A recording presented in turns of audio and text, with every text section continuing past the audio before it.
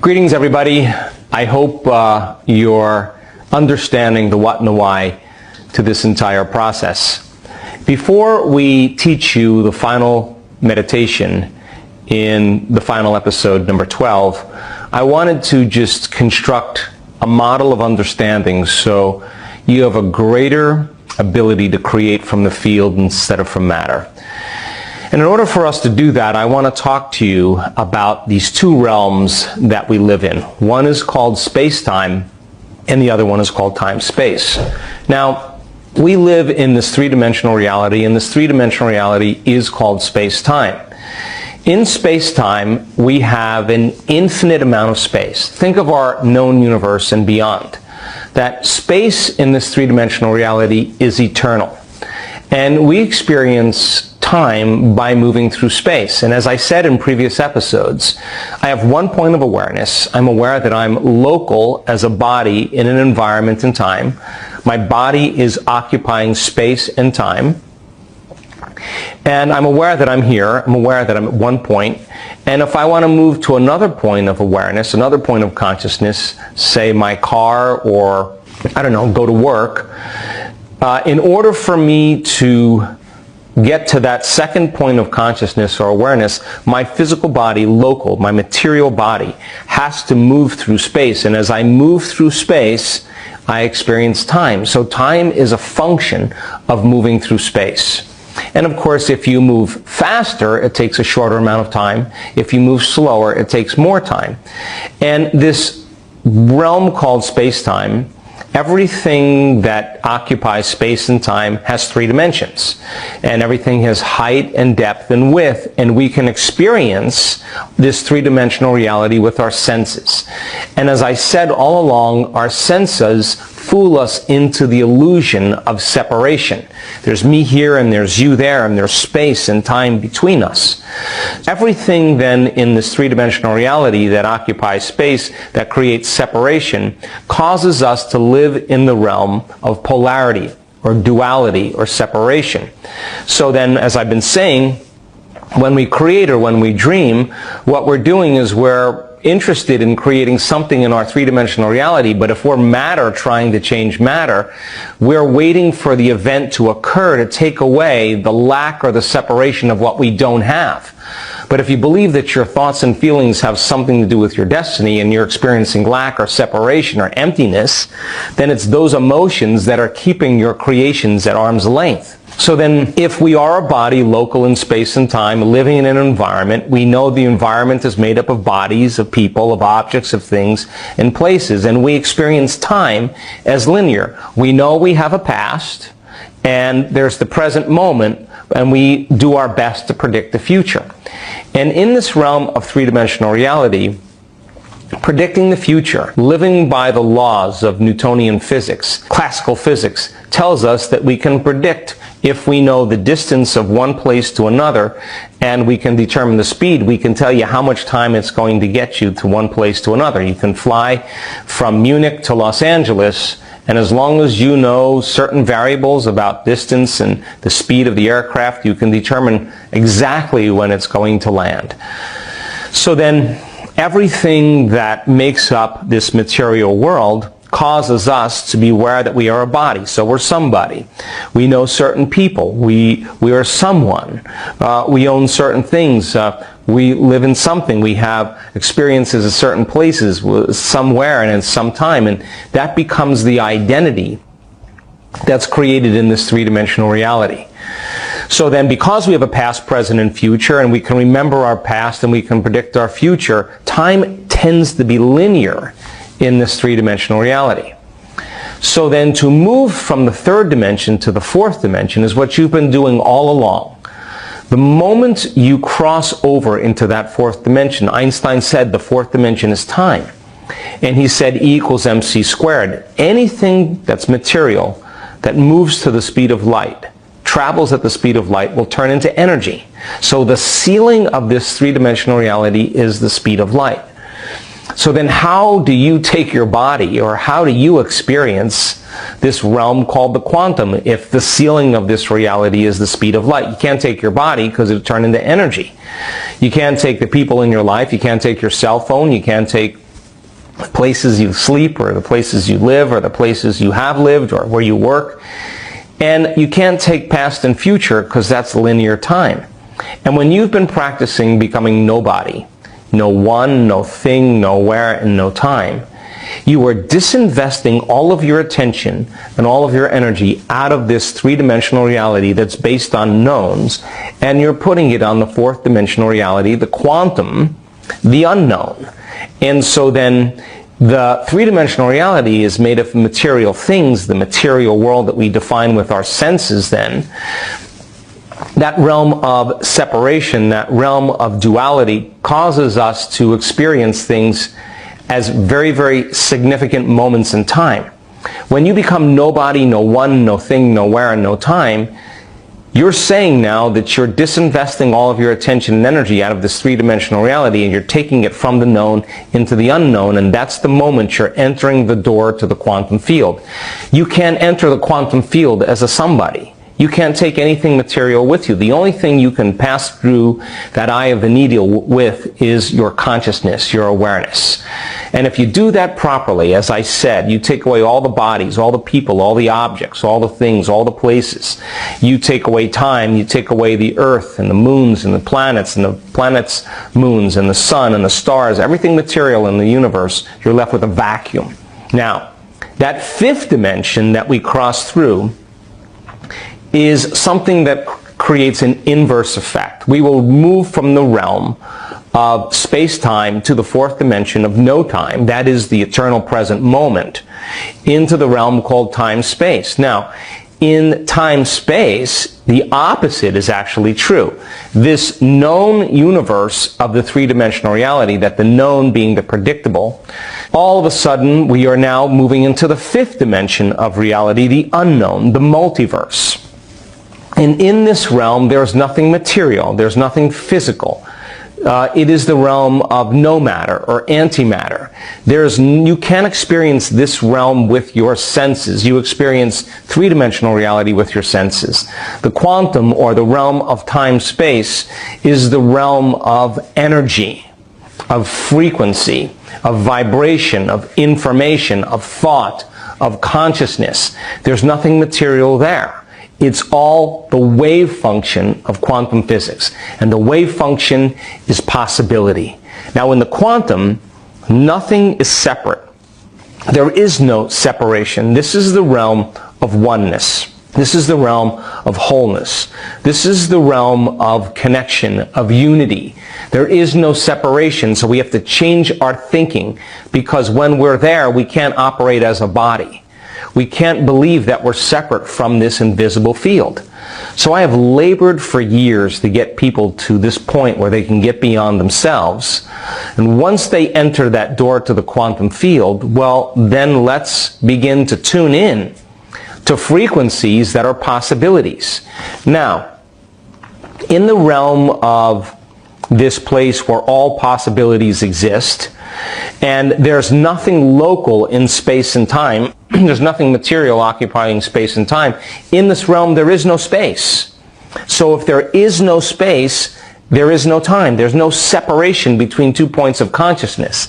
And if there is no space, that tiny, tiny, tiny, tiny, tiny, tiny point of singularity, that 0 point, that source, is giving life to everything physical or material. It would be the very, very center of the atom. Now, because there's no space, there can't be any time, and there's no separation between 2 points of consciousness, this is the realm of thought. And in the realm of thought, in the realm of time-space, time is eternal. There's an infinite amount of time. So think about this. If you had all the time in the world that you needed to get things done, how many things could you get done? It would only be equal to your imagination. There are infinite things you could do based on your imagination.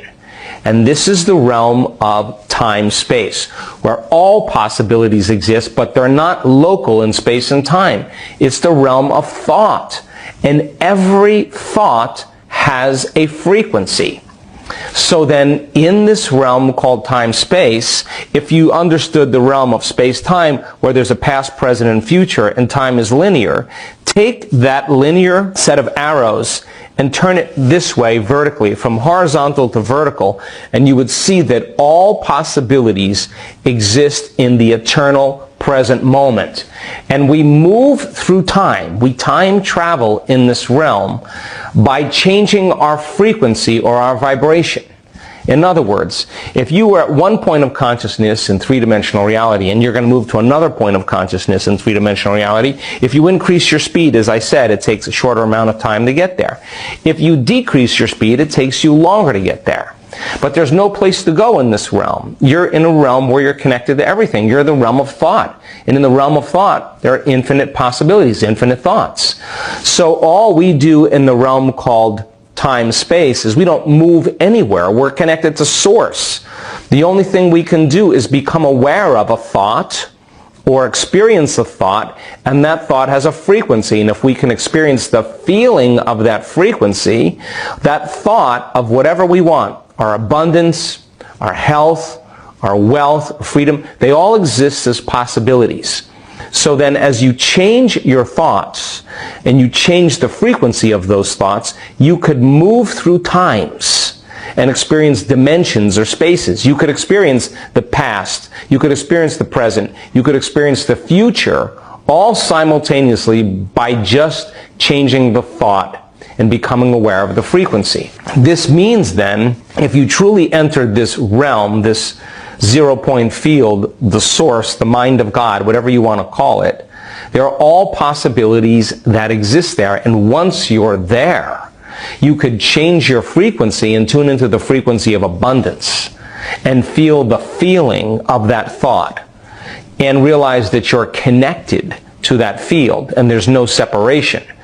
As you begin to experience the frequency of that thought, you begin to produce a vibration. Now, if you're in the realm of time-space and all possibilities exist, then you really don't actually create anything. You become aware of a thought called your health, a thought of abundance. We'll use abundance as an example. So then the thought of abundance produces a frequency of abundance. That frequency of abundance, if you could feel it, you could notice it, you could experience it, you could become more aware of it. Become more aware of it and less aware of you. Surrender to it. Relax into it.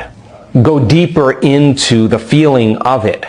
That if you were to become the frequency of that thought, then if you had a coherent brain, you would be sending out a very coherent signal into the field. You were saying, this is my experiment that I want to create for my own personal world. And if I'm creating from the field instead of from matter, and Einstein said, the field creates matter, the field is the sole governing agency of the particle. He didn't say the particle controls the particle. Matter doesn't control matter. It's the field, it's energy that controls matter. So then if you truly got to this place and you could tune into the frequency of abundance, let's just say, and you could become connected to it and become aware of it and remember what it felt like, and you were sending that thought out with a coherent brain, then there's only one thing that would draw to you. That is the magnetic field of the heart. Now, it's not like your future's out there when you're in this quantum field, in the unified field, in the realm of time-space. The thought of your abundance produces the frequency or the feeling of abundance, and if you could lock into that frequency and stay connected to it, and then have the thought of drawing it to you with your heart, this is where it gets exciting. Because that magnetic field of your heart isn't drawing it from somewhere out there. The magnetic field of your heart, if you are feeling the feeling of your abundance with your heart, if you're falling in love with a new life with your heart and you know how to create heart coherence, wow, now it is that feeling and your connection to that future that you feel with your heart that begins to draw it to you. And the longer you can feel that feeling with your heart, your body in the present moment is believing it's happening to you. And what you're doing is you're conditioning your body into the present moment. Now, why is this important? Because if you can feel the emotion of your future with your heart, and this is the center of oneness and wholeness, and you're no longer creating from duality or polarity, we could say, over time, your abundance will live in your heart. You will know the feeling of your abundance with your heart. And when you think of abundance, instead of you feeling lack or separation, the thought of your abundance will produce the feeling of abundance in your heart.